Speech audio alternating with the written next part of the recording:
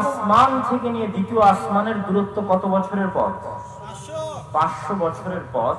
এই মর্মে আব্দুল্লাহ ইবনে মাসউদ এবং আব্দুল্লাহ ইবনে আব্বাস রাদিয়াল্লাহু তাআলা আনহুর নিজস্ব কওল আছে এবং কিছু দুর্বল হাদিসও আছে, যেগুলোর শাওয়াহিদ এবং মুতাবাআত একত্রিত করে এই মতকে নির্ধারণ করা হয়েছে যে প্রথম আসমান থেকে দ্বিতীয় আসমানের দূরত্ব 500 বছরের পথ। সেটা কোন 500? আমাদের পৃথিবীতে এখন সবচেয়ে দ্রুত গতি যেটা আমরা দেখতে পাচ্ছি সেটা হচ্ছে আলো। তাহলে আলোর গতিতে 500 বছর চললে এক আসমান থেকে আর এক আসমান পর্যন্ত পৌঁছা যেতে পারে। তার চাইতেও যদি দ্রুত গতির কিছু থাকে তাহলে সেটাই হতে পারে সেই জিনিস যেটাতে আমরা এক আসমান থেকে আর এক আসমানের দূরত্ব নির্ধারণ করতে পারবো। তো এই প্রথম আসমানের উপরে যখন দ্বিতীয় আসমান হবে তখন সেটা কি তার চেয়ে বড় হবে না ছোট হবে? তার চেয়ে কি হবে? বড় হবে। ওই দ্বিতীয় আসমানের উপর যখন তৃতীয় আসমান হবে তখন কি সেটা তার চেয়ে বড় হবে না ছোট হবে? বড় হবে। ওই তৃতীয়র উপর যখন চতুর্থ আসমান হবে তখন সেটা তার চেয়ে বড় হবে না ছোট হবে? বড় হবে। এইভাবে চতুর্থ থেকে পঞ্চম, পঞ্চম থেকে ষষ্ঠ, ষষ্ঠ থেকে সপ্তম, এই সপ্তম আসমান পর্যন্ত যখন আমরা পৌঁছবো তখন এই আসমানেরই আমরা সীমা নির্ধারণ করতে পারি। তাহলে সেটা কত বিশাল আকার হতে পারে। বড় হতে হতে হতে হতে যখন সপ্তম আসমান পর্যন্ত পৌঁছবো তখন কত বিশাল আকার হতে পারে এটা মানুষ কল্পনা করতে পারে না। কিন্তু আল্লাহ সুবহানাহু ওয়া তাআলা আয়াতুল কুরসির মধ্যে কি বলছেন? ওয়াসিআ কুরসিয়্যুহুস সামাওয়াতি ওয়াল আরজ। তোমরা কি জানো আল্লাহ সুবহানাহু ওয়া তাআলার কুরসি কি? আল্লাহ সুবহানাহু ওয়া তাআলার কুরসি হচ্ছে 7 আসমান এবং 7 জমিনকে ঘিরে রেখেছে হচ্ছে আল্লাহ সুবহানাহু ওয়া তাআলার কুরসি। এই ঘিরে রাখাটা কত বড় হতে পারে এটা রাসূল সাল্লাল্লাহু আলাইহি ওয়াসাল্লাম হাদিসের মধ্যে বলেছেন। عن أبي ذر الغفاري رضي الله تعالى عنه أنه قال قلت للنبي صلى الله عليه وسلم আবু যর গফারি রাদিয়াল্লাহু তাআলা আনহু থেকে বর্ণিত তিনি বলেন আমি রাসূল সাল্লাল্লাহু আলাইহি ওয়াসাল্লামকে জিজ্ঞেস করলাম, হে আল্লাহর রাসূল, পবিত্র কোরআনের সবচেয়ে মহান আয়াত কোনটি? তখন রাসূলুল্লাহ সাল্লাল্লাহু আলাইহি ওয়াসাল্লাম বলেন আয়াতুল কুরসি।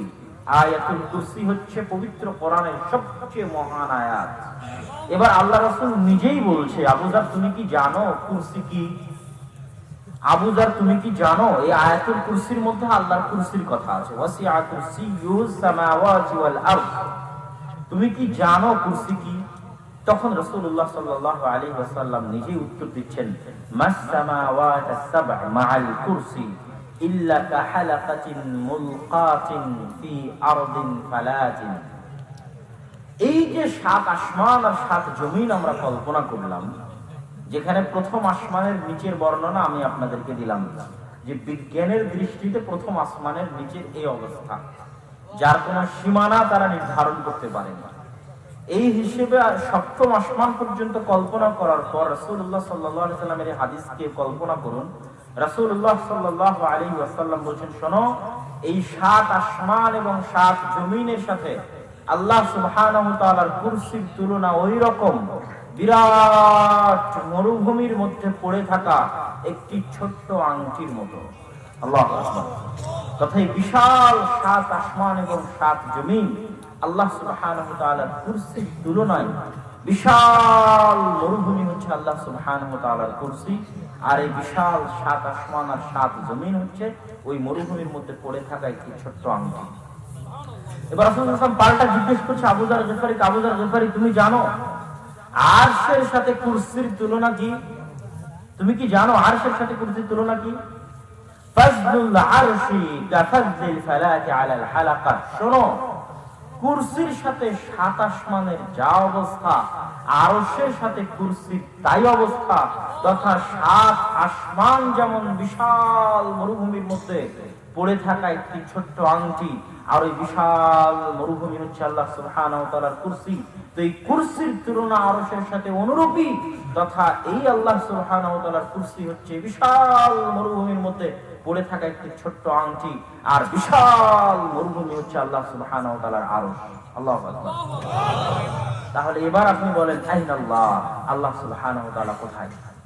আমাদের থেকে কত উপরে, কত উঁচুতে আল্লাহ সুবহানাহু ওয়া তাআলা, এবং আমরা কত ক্ষুদ্র, কত নগণ্য, সামান্য। আমরা এই জমিন থেকে যদি উপরে উঠি তখনই আমাদের অবস্থানটা কেমন হয়। সেখানে যদি আমরা আমাদের গ্যালাক্সির বাইরে বের হয়ে যাই, তথা সূর্য, নক্ষত্র, গ্রহ এগুলোর বাইরেও বের হয়ে গেলাম, আর লক্ষ কোটি গ্যালাক্সি, আরো উপরে আরো উপরে, এভাবে প্রথম, দ্বিতীয়, তৃতীয়, চতুর্থ, পঞ্চম, ষষ্ঠ, সপ্তম, কুরসি, আরশ, তাহলে আমাদের আল্লাহ সুবহানাহু ওয়া তাআলার সাথে আল্লাহ সুবহানাহু ওয়া তাআলার আমাদের মতো নগণ্য সৃষ্টিজীবের অবস্থা আমরা অনুভব করতে পারবো এবং অনুধাবন করতে পারবো।